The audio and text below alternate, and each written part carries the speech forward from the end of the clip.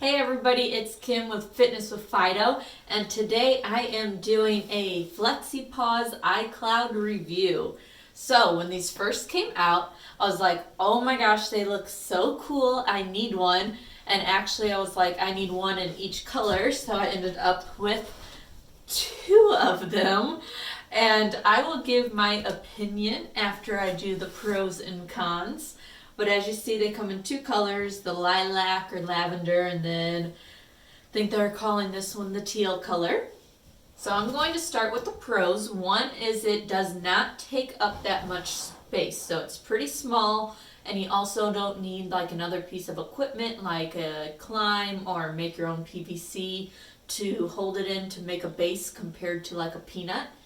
And then also it rocks. So that can be a pro or a con. It kind of just depends. It definitely makes it more advanced because as you see, it rocks back and forth. And I know that kind of deceived me from the photos because I just thought it was going to be like half a peanut and it was just going to stay still. And then I realized it rocks. So that takes training up a notch or two or three, really, to be realistic.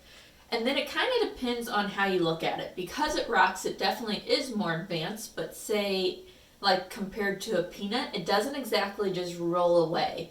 And a lot of times when people get peanuts, they're not always using them correctly. So it could end up being a safer option compared to getting a peanut and a base. So rocking, I'm going to put it on both sides. It just kind of depends on your dog's fitness level, your experience. Is the glass half full or half empty? So that's really all my pros for it. Besides, it is very thick, so it's very durable. And then I'm going to start with the cons. So some of the cons is it's got a pretty slippery middle. So if you do have one already, I recommend like using a shelf liner. And you can get these at the dollar store. And you can put that on and it definitely gives a little bit more grip. I don't know why they didn't put the little tracks all around it. I'm guessing it's to show off their logo, which it does make it look nice. But a lot of times if you're doing a paws up or something, they're using the middle and they're not able to open their legs up wide enough to get to the little traction part of it. And then another con is it is small. So that is a plus as it doesn't take up much space, but because it's small, most dogs aren't able to use it or use it for very many exercises. You know, they could do paws up on it, but if we want to get into more advanced stuff like standing, then most dogs aren't going to be able to use it because it's only, I think, about 28 inches long. So that really takes out a majority of dogs to be able to stand on it comfortably because we want them to have good form. So your other option, if you wanted them to fit correctly, to do some planks would be using two of them, but then that gets pretty costly. And not only that, it does rock. So using both of them makes it very advanced and their feet would be on the slippery part, but you would have to use that additional shelf liner or whatever you can come up with. But the price for one of these is a little over $100 and that does not include shipping or taxes or anything. So it's a pretty expensive piece of equipment. And like I said, because of the size, it does limit the potential for a lot of dogs. So I kind of feel like I have a little bit more cons for these, even though rocking went on both of them. And I personally do not like the rock. You know, if you have a very advanced dog, you're in a lot of sports, then you may actually prefer the rock. But I'm perfectly fine with the Bozu ball. That gives me enough stability and there's still some instability too to work on all those little muscles. So my rating out of 5 would probably be, I want to say a 2 or a 3. I hate giving it that low of a score, but honestly I barely use these.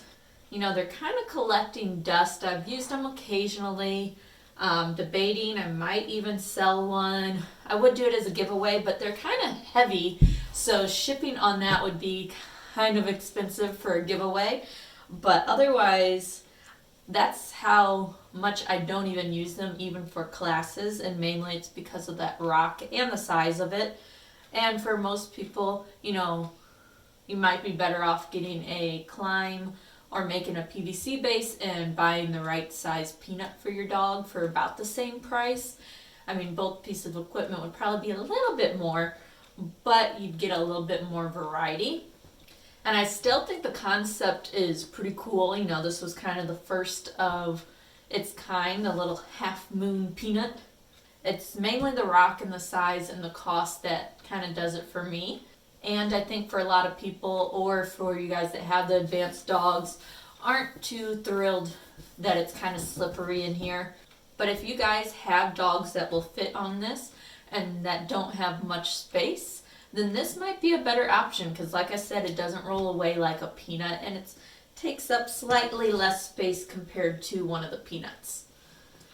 So like I said, it just kind of depends on how you look at it. But anyways, that is my opinion on the Flexipaws iCloud. So I hope that kind of helps your decision on purchasing equipment, because I know you might be like me, where when a new thing comes out, you want to get it, and then you kind of have stuff that kind of collects and piles up, or you've just been on the fence on debating about maybe getting this or a peanut or a Bozu ball or a fitbone. There's so many options. So if there is something else you would like me to review, please let me know. Or if you'd like to see some comparison videos, I think that would probably be fun, between like this and a peanut.